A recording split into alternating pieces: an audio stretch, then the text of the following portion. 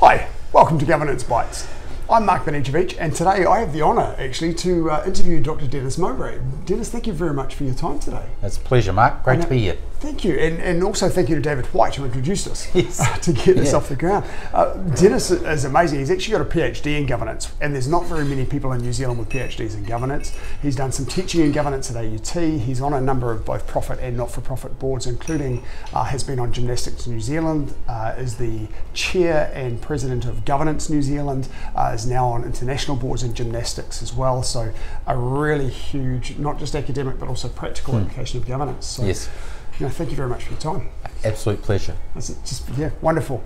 We're going to talk a little bit first up around the professionalism of governance and of directors themselves, because there are a lot of people out there that say, I'm a professional director, but unlike accountancy and law, there's no real pathway to say this is what a professional director is and this is what there isn't, right? So on that basis, then what actually is a profession?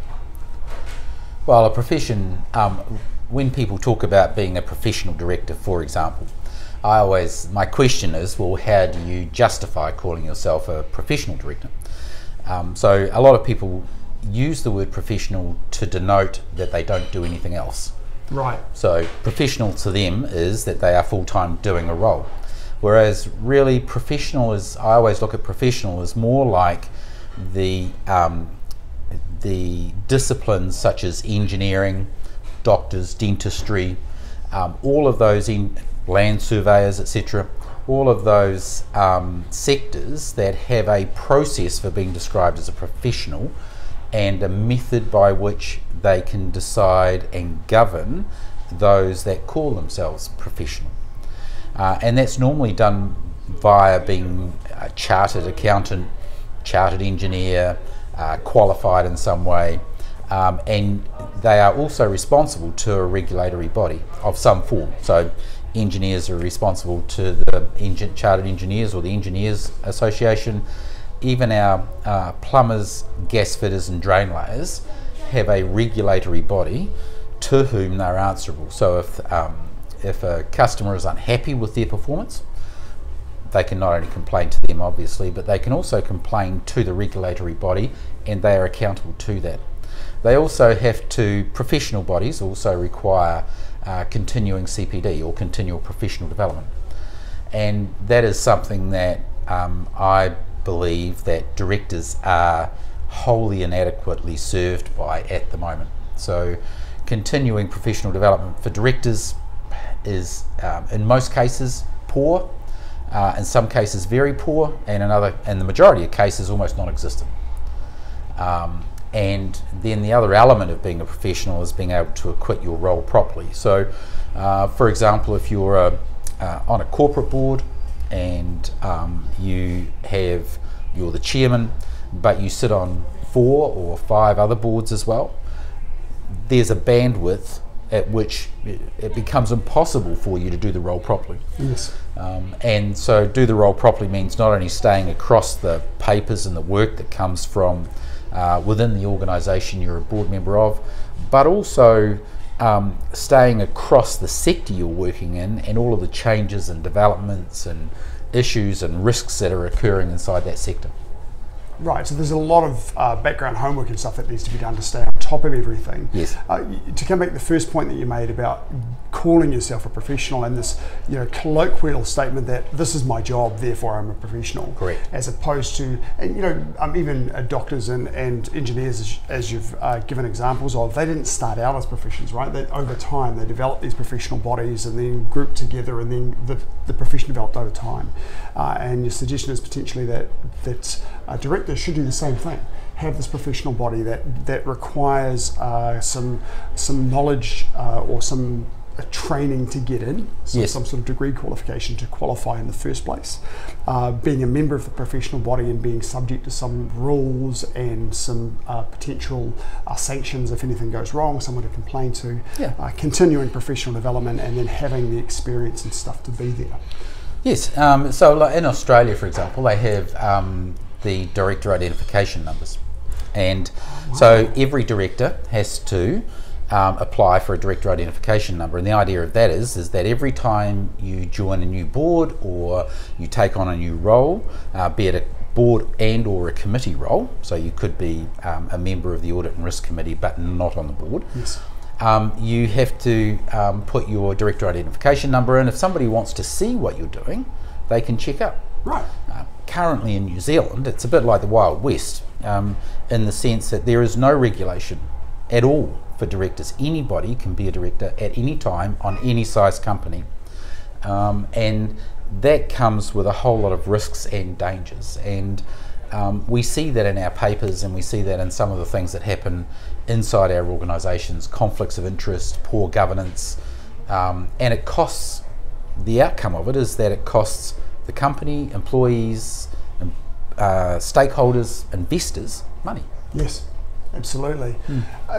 This concept of a director identification number in New Zealand, as you say, you jump on the company's register, you form a company, and you're a director in 10 minutes, correct, plus or minus, right?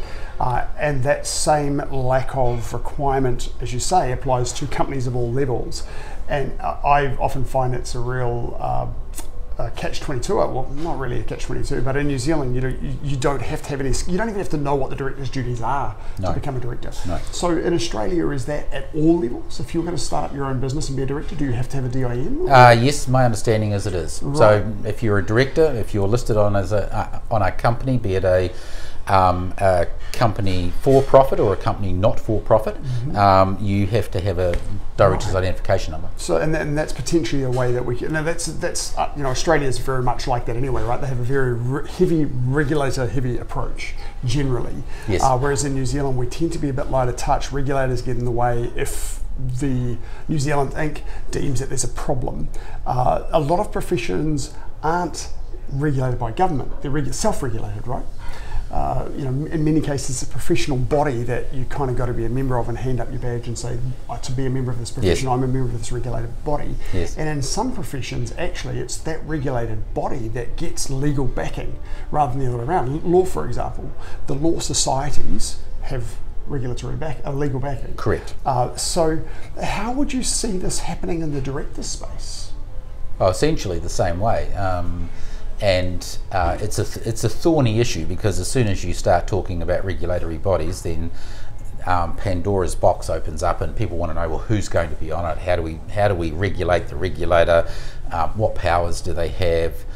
All of those sorts of things. And I think as a starting point, we should do 2 or 3 things. One is we should have a director identification number, so that if I want to look at you and all of the directorships that you are involved in, so I may be thinking about asking you to join my board, and I want to see the breadth of your commitments already, and I want to understand the companies that you're involved in and whether there's any risk involved for me in engaging you.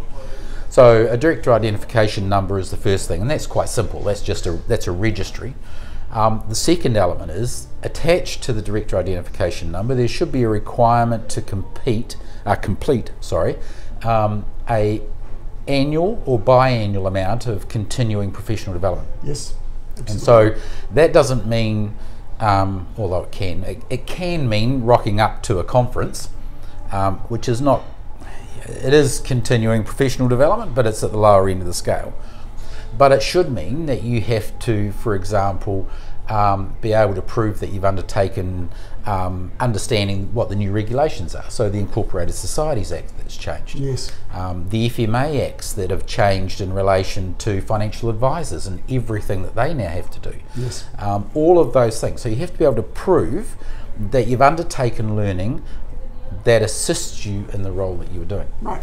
And that's no different than accountants, engineers, everybody else has to do. And a lot of that should be proactive, right? Where you start at the start, you come to one point in every year and you pull out a plan, you say, where are my gaps? What do I need to do? How am I going to structure that through the year? Correct. And you'll do some reactive stuff as well. Oh, there's a conference there available, there's a webinar, and I'll attend that.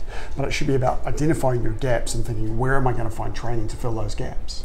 Because most directors don't think about the value that they're adding. How do I add more value to the role that I'm doing? They're more concerned about, okay, so I've got to do this job. Yes. And not, am I adding value? And if I'm not adding value, or I've reached what some have called a half-life, so that's the half-life of the information that you have available to you, then do I stay, or do I say to the board, look, I think I've reached the end of my tenure, I've done as much as I can possibly do in this space, therefore I recommend that we do X. Yes, right. And so succession in that space is also really important. Absolutely. To come back to this concept of a director identification number, you're President and Chair of Governance New Zealand. We've also got in New Zealand the Institute of Directors. Do either of those entities have an identification number that you can go on their website and search? Because a regulatory, in many parts of an industry you'll say we should do this ourselves before the government does it to us. So an entity like Governance New Zealand or the Institute of Directors could create this director identification number and the sort of search capability that you're talking about, make it available now before the government steps in and makes it arduous. I think there is a limited access to reviewing what directors are doing and who they belong to. But is there a structured process where I can just dial in and get it? No, there's not. Right. So, for the Institute of Directors, if you wanted to find out, and I'm not a member, so I'm presuming in this case, that you would have to be a member before they would even let you see what was happening. Whereas what I'm suggesting is public register. Should be just a public register. You should be able to just see, same as you can with a lot of other professions, and that's the difficulty. If I, as a shareholder or a stakeholder in a small company, am not happy with what is happening from an ethical or moral perspective, or the way the directors are handling the business, I've got nowhere to go except to the courts.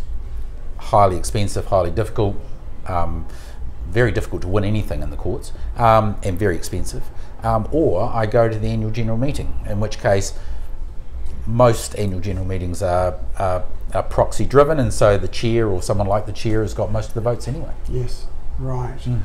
So there is an opportunity then, I would suggest, for the professional bodies in New Zealand that already exist to do something in the space. Yes. What entities do you think in New Zealand could fulfil this role of a director's professional body? Who's kind of already there or thereabouts? Currently I don't think there is an entity. And that's part of the difficulty with this, is that it really requires something that is separated from government, in the sense of the Engineer Society or the CPA, Chartered Accountants, similar, or even as I said, the plumbers, drainlayers and gas fitters. They have a regulatory function that is legalised through an Act of Parliament. Yes. And so I just think it needs to be separated out, because as soon as it belongs to one entity, you could say, well, why doesn't the IOD do it? Well, then the IOD is a membership organisation. Yes. What they're looking for is members. So that immediately places them in a beneficial position over anyone else. And you could say, well, what about Governance New Zealand? Same thing. We're a membership organisation. Yes. And would we truly articulate the requirements, and would we be would our supervision of the directors within our range, would it be up to standard? So there's this trade-off, I think, that you're suggesting between trying to put in the infrastructure required to elevate directors to a profession, and the disincentive of doing so, because if you're a professional body with all of these restrictions, it's harder to get members, and you're membership driven. So you've got to get your members up. Right. So it needs to be separated out, so that it's, and that encourages and ensures you have hopefully you have integrity around the process. Yes, right. So a very interesting conundrum, and the question is whether either of these bodies have got the desire, the plan in place to do it in a self-regulatory way, or whether they need government to. Well, the other thing is, it's not. I mean, either of those organisations, or any other organisation, for example, could set up a directors' identification number service. Yes. Yes. But what inspires or what draws a director, what's the value? You, to go and put my name in there? Well, there's nothing, is there?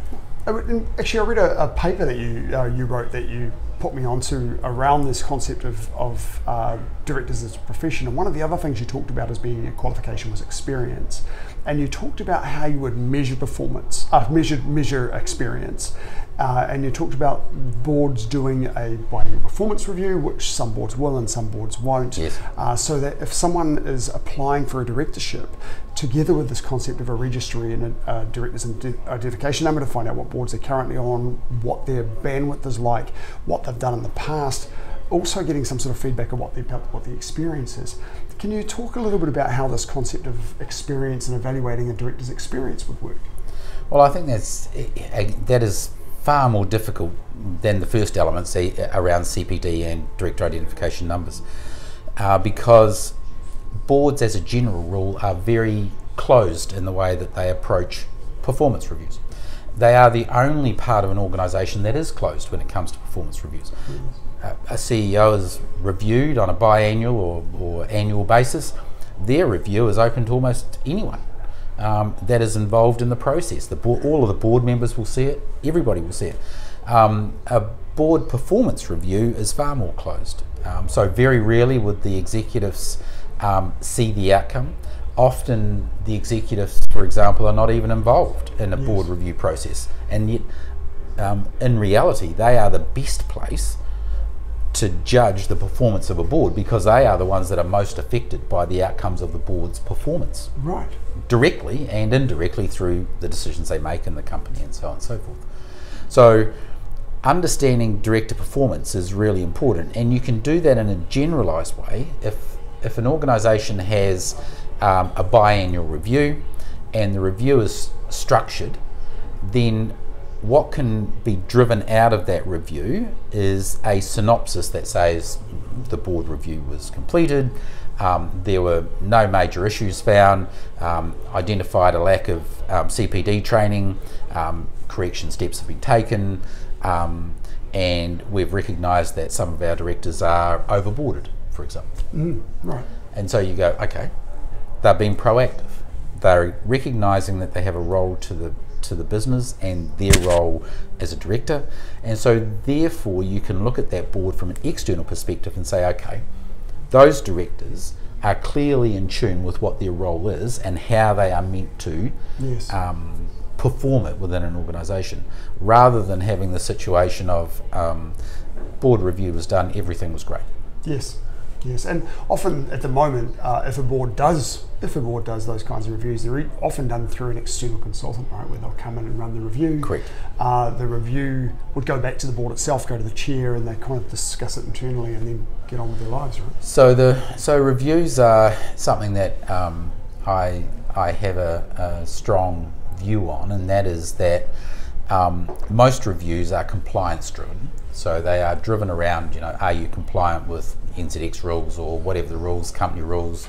Are we following policy? Are we doing X? Are we doing Y?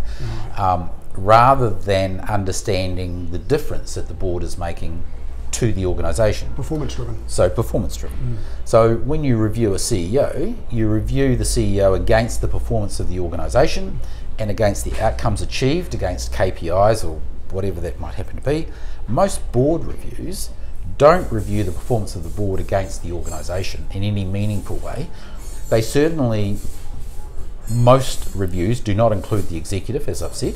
Yes. So therefore they're not getting an input from an external view, it's only an internal view. Yes. And directors as a general rule are not comfortable being critical of another director. Because they may need, and this comes back to the process of selection, they may need that director to get them another role, or they may be angling for a role from that director. So the last thing they want to do is put that director on the spot and say, well, look, Tom or Mary does not do their job properly. They're not well prepared, or whatever it might have to be. I feel like I could continue this conversation for an hour or two, but I don't want to keep you that long. So that's fine. I'm just going to ask you a little wrap-up question about what advice would you give to a new director? Okay, key thing, understand what your ethical and moral boundaries are. Really important that when you when you are thinking of entering a new board role, that you carefully consider the moral and ethical standards of the board that you're entering. Yes. Because whatever happens, forever and a day, you will be associated with those same moral and ethical standards. So if it's bad, then your moral and ethical standards will be assumed to be bad because you're associated with those people. So think carefully before you accept a role. Make sure you have the capability to undertake the role, so that's the bandwidth to be able to do the job properly. And the last thing probably is that if you find yourself in conflict with the way that the board is operating or the decisions they're making, then you should leave. Yes. Right. Relatively simple.